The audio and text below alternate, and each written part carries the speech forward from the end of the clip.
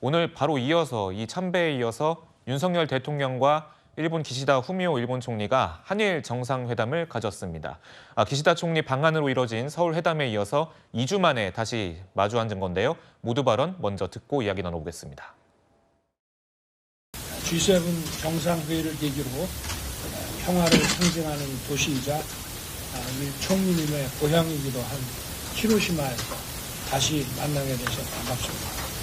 바쁘게 G7 정상회의의 전체 일정을 주재하는 가운데에서도 저와 우리 대표단을 따뜻하게 맞이해 주셔서 감사합니다. 저와 기시다 총리는 방금 이곳 히로시마 평화기념공원에 있는 한국인 원폭 희생자 위령비에 함께 참배했습니다. 양국 정상이 함께 참배하는 것은 최초이며 한국 대통령이 위령비를 찾아 참배드린 것도 처음입니다. 오늘 우리가 함께 참배한 것은 한국인 원폭 피해자에 대해 추모의 뜻을 전함과 동시에 평화로운 미래를 준비하기 위한 우리 총리님의 용기 있는 행동으로 기억될 것입니다. 지난 방한 시 기시다 총리께서 강제징용 피해자들이 가혹한 환경에서 고통스럽고 슬픈 경험을 한 것을 가슴 아프게 생각한다고 말씀하신 것은 우리 대한민국 국민들에게 큰 반향을 불러일으켰습니다. 진정성 있는 모습을 보여주신 총리님의 용기와 결단이 매우 소중한 것이라고 생각합니다. 이번 G7 정상회의 개최를 통해 총리님께서 규범에 기반한 국제 질서를 강화하고 경제 안보 등 글로벌 도전 과제 대응 방안을 모색하는 데 탁월한 리더십을 보여주고 계신 것을 높이 평가합니다. G7 정상회의 결과를 토대로 한일 간에도 경제 안보를 비롯한 글로벌 어젠다에 대한 협력이 더욱 심화되기를 기대합니다. 저와 우리 기시다 총리님의 깊은 신뢰를 바탕으로 양국 관계의 발전 방안은 물론 글로벌 이슈에 대한 대응 방안에 대해 상호 연대와 협력 방안을 심도 있게 서로 나눌 수 있기 바랍니다.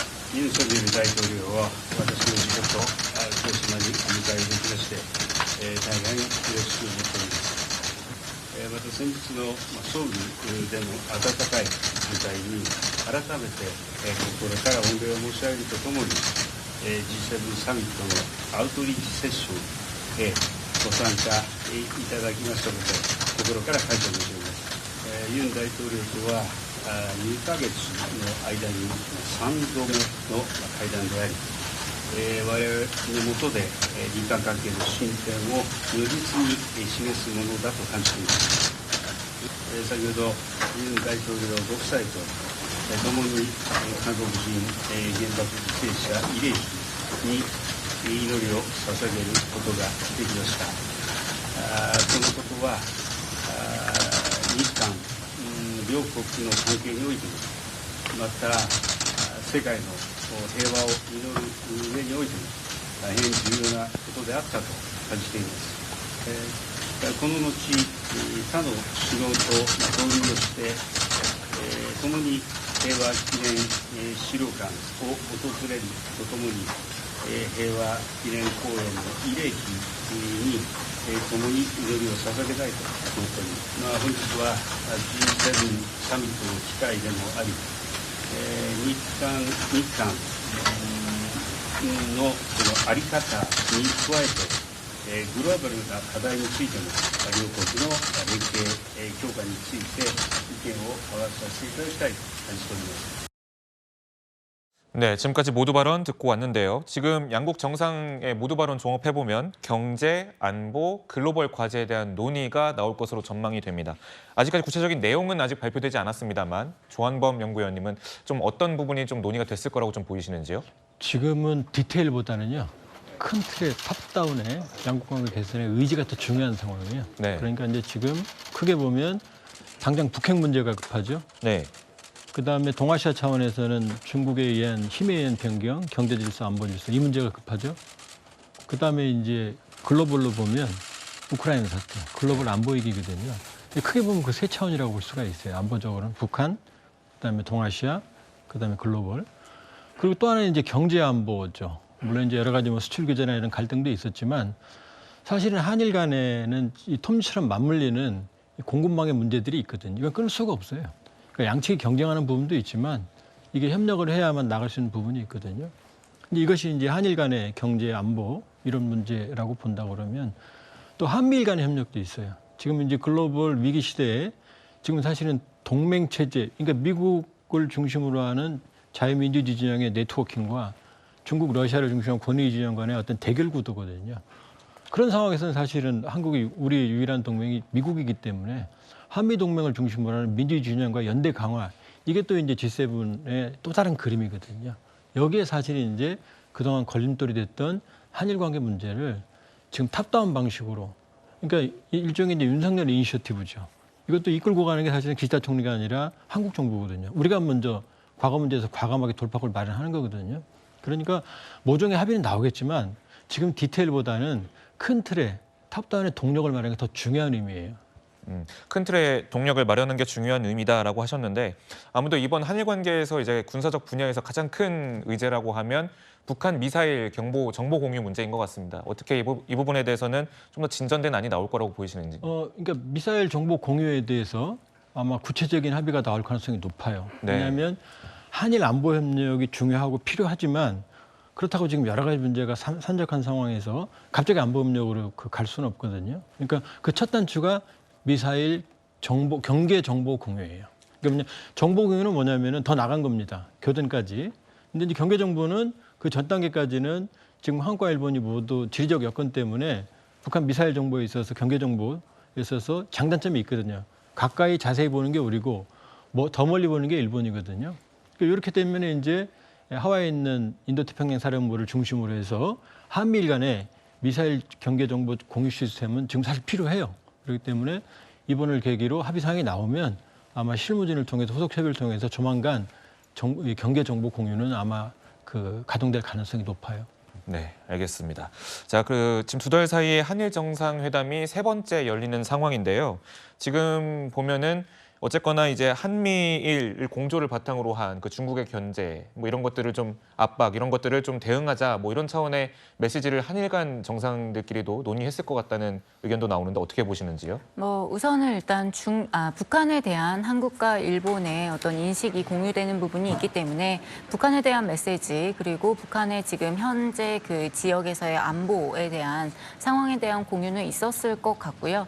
다만 이제 시간이 워낙 좀 짧기도 하고 이번 만남에서 뭔가 깊은 논의를 한다라기보다는 기존까지의 내용을 좀 합의하는 수순이라고 좀 여겨져서요. 중국보다는 북한에 대한 어떤 위협에 대한 인식이 좀 더 컸을 것 같고요. 그 외의 부분에 대해서는 오늘 뭐 우크라이나 젤렌스키 대통령도 오고 하니까요. 글로벌 정세에 대한 논의 그리고 양국이 협력해야 될 과제 등에 대해서 논의가 이루어졌을 것으로 생각됩니다. 네, 그렇군요. 한편 지금 윤 대통령의 또 화제되는 그런 소식이 좀 하나가 있죠. 그 G7 친교 만찬 때 바이든 대통령과 옆자리에 앉은 모습이 공개가 된 건데요. 고정우 차장님. 네. 그 어떤 얘기를 좀 나눴을 거로 보이시는지요? 네. 뭐 불과 한 달 전에 이제 미국을 국빈 방문했기 때문에 당시 이 윤석열 대통령이 워싱턴을 방문했을 때 일화 뭐 많은 국민들께서 기억하시겠습니다만 이 만찬 때 국빈 만찬 때 윤 대통령이 직접 불렀던 아메리칸 파이에 대한 아마 그 미국 내에서도 상당히 반향이 있었기 때문에 바이든 대통령이 당시 윤 대통령의 어떤 노래에 대한 이 후일담을 좀 전해주지 않았을까 이런 이제 관측을 해볼 수 있을 것 같고요.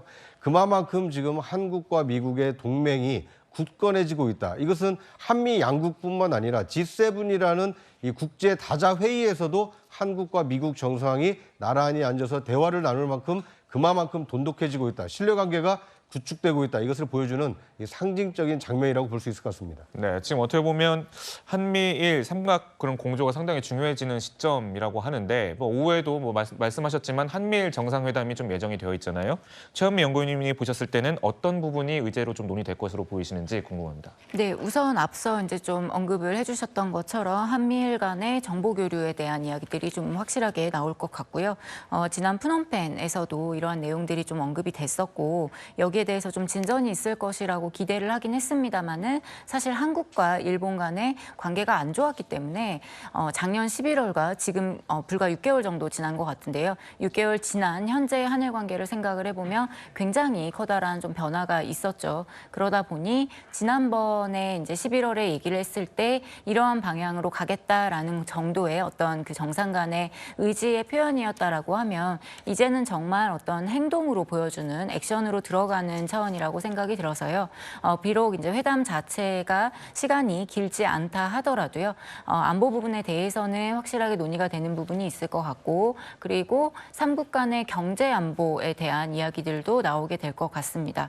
마지막으로는 글로벌 과제에 대해서 삼국이 협력할 수 있는 부분들 어제 윤 대통령께서 이제 식량 안보 그리고 기후 변화 관련된 내용들을 좀 발표를 하신 걸로 알고 있는데요. 이러한 부분들 포함해서 삼국이 공조할 수 있는 부분들에 대한 논의가 이루어지지 않을까 그렇게 생각을 합니다.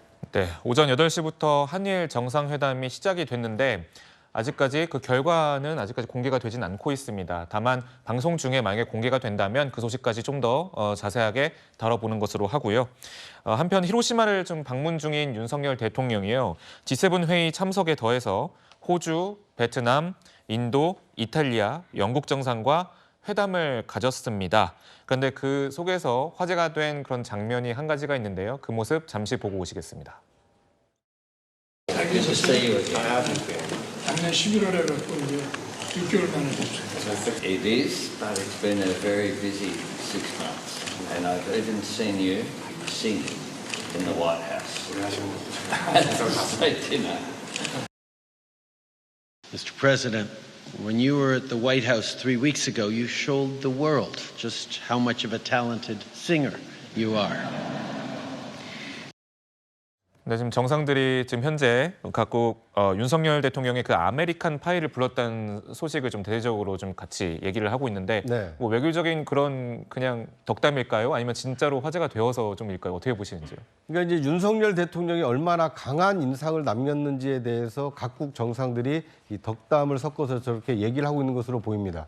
그러니까 우리나라 대통령이 한국 대통령이 미국을 국빈 방문해서 미국 국민들이 다수가 좋아하는 노래를 직접 불러줌으로써 미국 국민들에게도 강한 인상을 심어줬고 그만큼 한국과 미국이 이 단순히 국가 대 국가로서뿐만 아니라 정서적으로도 저렇게 교감을 많이 하고 있구나. 그 선봉에 그 한국 대통령이 있구나라는 것을 상당히 좀 보여줬고요. 어떠한 연설 100마디보다도 노래 한 소절이 사람의 마음을 움직이는데 크게 작용했다고 보여집니다. 그러다 보니까 호주 총리나 아니면 이렇게 캐나다 총리까지도 윤석열 대통령의 어떤 아메리칸 파이 한 소절에 대해서 저렇게 언급을 하고 있다고 보여지고요. 이것이 자칫 딱딱해질 수 있는 어떤 국제관계 또는 야국과의 관계 속에서 상당히 부드럽게 신뢰관계를 구축하고 협력관계를 구축해 가는데 굉장히 좀 중요한 계기가 될 수 있을 것으로 보입니다. 네, 오늘 윤석열 대통령이요. 일본을 깜짝 방문한 젤렌스키 우크라이나 대통령과의 회담도 예정돼 있는데 최은미 연구위원님, 두 사람 간의 그 회담은 처음인 것 같은데 어떤 얘기가 좀 오갈까요? 네, 젤렌스키 대통령이랑 우리 대통령이 만나는 거는 이제 처음이고요. 이제 네. 젤렌스키 대통령 같은 경우는 당초에는 이제 온라인으로 참석하는 게 아닌가라는 이야기들이 좀 나왔었는데요. G7이 바로 시작되기 불과 며칠 전부터 조금 이제 혹시 대면으로 오는 것이 아닌가라는 이야기가 좀 돌았었습니다. 그러다가 이제 전격적으로 대면 방문을 하는 것으로 발표가 됐는데요. 젤렌스키 대통령이 와서 아마 각국의 정상들에게 지금 현재 우크라이나의 그런 상황에 대해서 말씀을 드리고 그리고 이제 지원과 지지, 협조 요청들이 있을 것 같습니다. 우선은 이제 이번에 지금 참석한 G7 국가들 외에 초청국들 중에서도 입장을 좀 명확히 하지 않는 국가들과 먼저 만났고요. 예를 들면 인도 등과 먼저 만나서 우크라이나에 대한 어떤 지원과 지지의 부분을 이야기를 했겠죠. 여기에 대해서 마찬가지로 한국에게도 비슷한 이야기를 할 것으로 예상이 좀 되고요. 거기에 대해서 물론 그 이후에 한국에서 어떻게 할 것인가에 대해서는 우리는 또 우리의 입장에 기반해서 대응을 할 것이라고 보여집니다. 네, 그 G7이 흔히 서방 국가들의 그런 모임으로 좀 여겨지다 보니까 이제 북한, 중국, 러시아가 신경이 곤두설 만한 그런 발언들이 나올 수밖에 없다 이런 관측이 나오고 있는데